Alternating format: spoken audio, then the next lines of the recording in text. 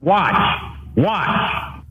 I'm getting so frustrated by the elites. Now, I'm not talking about you guys, but about the elites in the party who they know so much more.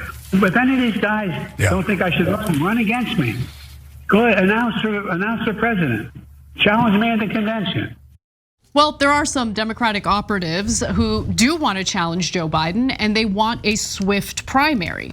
And so Semafor is reporting that two well-connected Democrats are proposing that Biden step aside, and that Democrats announce what they're referring to as a blitz primary ahead of the Democratic National Convention, which is set to take place in August. Now, their ideal plan would involve Taylor Swift and Oprah. So it started off kind of sounding interesting. Certain elements of this I have questions about, but let's get to the nitty gritty. Let's get to the details. So who are the people behind it? Well, one of the individuals is Rosa Brooks. She is a Georgetown law professor and also served in both the Obama administration and the Clinton administration. She was also a volunteer policy advisor to the Biden 2020 campaign. The second individual, big Democratic donor. This is Ted Dintersmith, who's a venture capitalist. Now, here's how their ideal plan would play out. And I think we actually have this system in place already. You just kind of need Biden to step aside and allow for it to happen. But they see it as Biden stepping down, and then as the Democratic nominee by mid-July, and then announce the system of with the backing of Vice President Kamala Harris. So rather than anointing Kamala Harris as Biden's replacement, they want to have like an actual primary process. Potential candidates would have a few days to throw their respective hats in the ring. The Democratic Party would then begin a primary sprint in which the 6 candidates who receive the most votes from delegates pledged to run positive only campaigns. So they're very specific about like running a positive only campaign in the month leading up to the convention. I kind of like the idea of a positive only campaign because everything we've heard from the Democrats has been fear mongering about Donald Trump rather than what they're going to do. No. Oh, you misunderstand. Oh, what do they mean by positive only campaign? No, they mean only negative about Trump. Don't criticize anyone in the Democratic Party. That's what they mean by only positive. Okay, I'm sorry. I thought maybe there were a few people like sprinkled in who actually have brains that might like. And you have to sell something to the American people other than because look, after everything that's happened recently, I don't know if most Americans buy all of the like. I don't know if they buy the fear mongering anymore. Do you get what I'm saying? Of course. How are you going to argue that Biden is the person standing between the destruction of our democracy, that Trump is such a threat that we're gonna have an 81-year-old with significant cognitive decline running against him? He's not gonna beat Trump, which makes it clear to me, especially with all of the Democratic establishment now backing Biden in continuing in this race, it's clear to me that they don't actually see Trump as a threat. Yep, and so look, there's a lot to get to here. So first, the reason why they say keep it positive is because there's this fetish in the Democratic Party that you should have unity at all times, unless of course it's a progressive, in which case we crap all over them and endorse their opponents, right? But don't say anything negative about any Democrat. Again, unless it's Bernie Sanders or progressives, in which case we'll say the meanest, most awful things about them. It's all a trick to make sure that you never criticize establishment Democrats.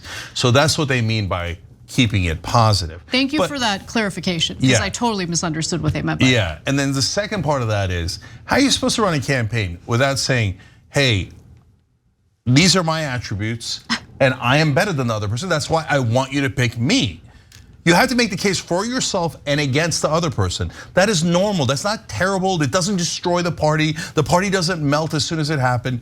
Back in 2016, Donald Trump and the Republicans had the messiest, most vicious campaign you've ever seen, talking about penis size and how somebody's dad killed JFK, and other one's wife is ugly, and the third one's a boy, and all of that stuff. And what happened? They won, it's a fiction. 2020, Democrats have the 27 people in a messy primary, they win, right? So it's just not true that you have to be nice during primaries. The main reason that Bernie Sanders lost the 2 primaries he did is because he refused to criticize Hillary Clinton and Joe Biden in a way that could have made a difference. So don't buy that crap. Now, secondly, what they're outlining is a process that mainly already exists. We'll get back to that in a second, okay? Yes. But I do want to mention one other thing. In that clip, Joe Biden said, hey, if you don't like it, run against me, Jack, right? Well, here's a guy who did, so I have experience doing that. Yeah, and they allowed for a robust primary process, except they didn't. So here's what happened. So some of it you might already know if you watch the show. Florida just says we're not having an election because we believe in democracy. Joe Biden's our candidate, period. No election, that's the Democratic Party. Okay, I get banned in most of the places, but I'm a unique case, forget me. You go to North Carolina and Tennessee, all three of the candidates running against Joe Biden magically have problems getting on the ballot. And that's not the only three states. Every place the party's fighting anyone who is not named Joe Biden. And then on top of that, when I'm going to do events at very friendly places like colleges in Vermont, progressive caucuses, Arab American museums, all the events get canceled. Why? Somebody in the Democratic Party calls and goes, if you ever want to work with Democrats again, you will not allow anyone to speak out against Biden. And then, and the best example is not me, it's Dean Phillips, sitting United States congressman. And in the beginning, he said, well, I love Joe Biden, but he's too old, etc. In fact, Biden in his letter mentioned the 3 people running against them. Yep. And oh yeah, I kicked their ass, ha ha ha, right? Yeah, you rigged the system in your favor, and then you're bragging about kicking their asses. You didn't allow for a primary to take place. How could you brag about that? That's so pathetic. And what are you're bragging that you beat like me, Marianne Williamson, and Dean Phillips, and maybe RFK Jr.? Like, this is the big brag you have? But anyway, the last thing I want to say is that when Dean Phillips went out there, I knew it was coming. He didn't, because he hasn't experienced it his whole life. They tore his face off. They one mainstream media article after another, and we showed you some of them, where they're like, Dean Phillips, this ridiculous guy who's so full of himself. How dare he run against Biden? He's destroying unity in the Democratic Party. If Trump wins, it's Dean Phillips' fault. Dean Phillips is a villain. Dean Phillips is terrible. Oh yeah, you had a fair contest. And you had your dogs in the Democratic Party feed the dogs in mainstream media to run those. And now you're pretending like, oh, I beat a lot of great people in the primary. Oh, I'm so proven, why don't you run against me? Get out of here, man. I believe the Zoomers refer to that as Delulu. Oh, interesting. You know what I found out today? You know how old people are referred to as boomers, okay? You. Hold on, no, not me, I'm Gen X, but yeah, but I do get called a boomer when I do boomer things, right? Joe Biden is not a boomer. He's the earlier generation. He's the silent generation. He's not even, he's older than the boomers. Which is a category I'm not sure I even knew existed. No, I knew about the silent generation, but I never connected the dots. You're right. He is ancient, but now appropriately in the silent generation because he can't talk. Oh my God. Okay, but keep bragging, brother. Let's get back to the blitz primary, okay? Okay. So according to Semafor, which reported the story, the blitz primary would involve weekly forums with each candidate moderated by cultural icons, okay? And that includes Michelle Obama, Oprah, and Taylor Swift. Those are some of the names that were floated in this memo in order to engage voters. So they're kind of dipping their feet back into the celebrity obsession that we kind of experienced during the Obama years. I don't know how much of an impact that's gonna make. I like the idea of the blitz primary where, I mean, think about the media attention that's gonna get. Right? Rather than focusing on how Biden is suffering from severe mental decline, you'd be talking about Democratic candidates who actually have a vision for the future, who have a better chance of beating Donald Trump. But no, we can't have that, of course. Now, the nominee would ultimately be chosen by the delegates using ranked choice voting before the start of the Chicago convention, which takes place on August 19th. It would be announced with plenty of fanfare on the 3rd day of the gathering. The memo imagines the nominee unveiled on stage with Biden, Barack Obama, and Bill Clinton. In their memo about the proposal, here's what they wrote. We can limp to shameful, avoidable democracy-ending defeat, or Democrats can make this our finest hour. While we hope for help from Lord Almighty, the Lord helps those who help themselves, the memo states, alluding to Biden's recent interview with ABC News, in which he said, only the Lord Almighty could force him from the race. We need to act now. Yeah, first, I want to be clear. I actually appreciate these guys for 2 reasons. Number one, they're right, Biden's got to go, otherwise we can't win. And number two, they're trying to help. they came up with an idea, and not many people are constructive. There's a lot of people who are destructive, but don't actually do anything. That's why I'm amused sometimes on social media when they're like, oh yeah, you're just realizing this now about Biden. Did you ever do anything about it? I'm like, yeah, I'm pretty sure I did something about it. And I did it a while back. They're like, oh yeah, well why didn't you raise these concerns a year ago?